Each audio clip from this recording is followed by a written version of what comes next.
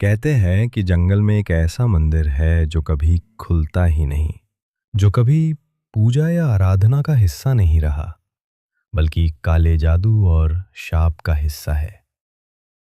उस मंदिर में जो गया, लौट कर कभी अपनी पूरी रूह लेकर नहीं लौट पाया।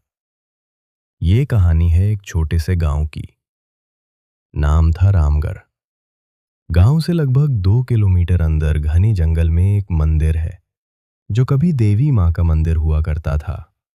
मगर अब वहां सिर्फ सन्नाटा और अंधेरा बसता है। गांव वालों का कहना है कि मंदिर में एक चुड़ैल रहती है, एक पुरानी साध्वी, जो कभी मंदिर की रक्षक हुआ करती थी।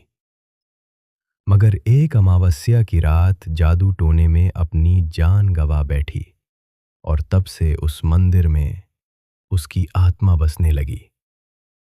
रामगढ़ में एक लड़का था, रघु, जिद्दी, जिज्ञासु और निडर। उसने मंदिर और चुड़ैल की कहानियां सुनी तो तय किया कि वो अमावस्या की रात उस मंदिर में जाएगा और सच्चाई जानकर रहेगा। रात घनी और काली थी। रघु अपनी मशाल और एक छोटा सा ताबीज लेकर जंगल में आगे बढ़ने लगा। जैसे जैसे मंदिर करीब आता गया, जंगल में जंगली जानवरों की आवाजें कम होने लगीं और एक अजीब सी सन्नाटा सा छाने लगा। मंदिर के जर्जर दरवाजे जैसे रघु का स्वागत कर रहे हों, धीरे धीरे चरमराने लगे। रघु का दिल जोरों से धड़कने लगा, मगर वो आगे बढ़ता गया। मंदिर में प्रवेश किया तो अंदर अंधेरा छाया हुआ था।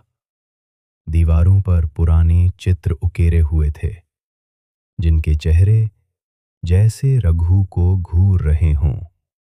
मंदिर में अगरबत्ती और गंध का नामो निशान नहीं था। बस एक पुराना दिया पड़ा हुआ था, जो कब का बुझ गया था। रघु आगे बढ़ा तो उसकी मशाल की लौ सहमने लगी, जैसे कोई अदृश्य शक्ति उसे बुझाने की कोशिश कर रही हो। तभी एक सर्द हवा का झोंका आया और मंदिर के अंदर से एक हल्की सी हंसी गूंजने लगी, रूह कंपा देने वाली आवाज। रघु सहम गया, मगर आगे बढ़ता गया। मंदिर के अंदर एक कक्ष में पुरानी सी मूर्ति के पीछे एक अंधेरा सा गड्ढा दिखाई दिया।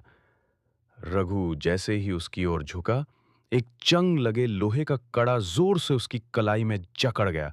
वो चीख पड़ा, मगर उसकी आवाज जंगल में दबकर रह गई। तभी मंदिर की दीवारें जैसे सांसें लेने लगी। एक काले साए ने रघु को अपनी ओर खींच लिया और मंदिर में एक डरावनी चीख गूंजने लगी। मत खोलो मेरा दरवाजा, लौट जाओ। रघु का दिल बैठ गया, मगर उसकी जिद और जिज्ञासा जैसे उसकी जान लेने आई थी। वो आगे बढ़ता गया और जैसे ही वो गड्ढे में झांकने वाला था, एक सफेद सा कंकाल जैसा हाथ उसकी गर्दन में लिपट गया। रघु की चीख जंगल में गूंज उठी और फिर मंदिर में सन्नाटा लौट आया। दूसरी सुबह गांव वालों को रघु का कोई नामो निशान नहीं मिला। बस मंदिर के अंदर उसकी मशाल पड़ी थी, जो अभी भी सुलग रही थी। तब से रामगढ़ में कोई उस जंगल की ओर जाने का नाम तक नहीं लेता। कहते हैं कि अमावस्या की रात उस मंदिर में रघु की चीखें आज भी गूंजती हैं और मंदिर में बसने वाली चुड़ैल अब और ताकतवर हो चुकी हैं। जो भी उस मंदिर में कदम रखने का साहस करता है, लौटकर कभी अपनी पूरी रूह लेकर नहीं लौट पाता।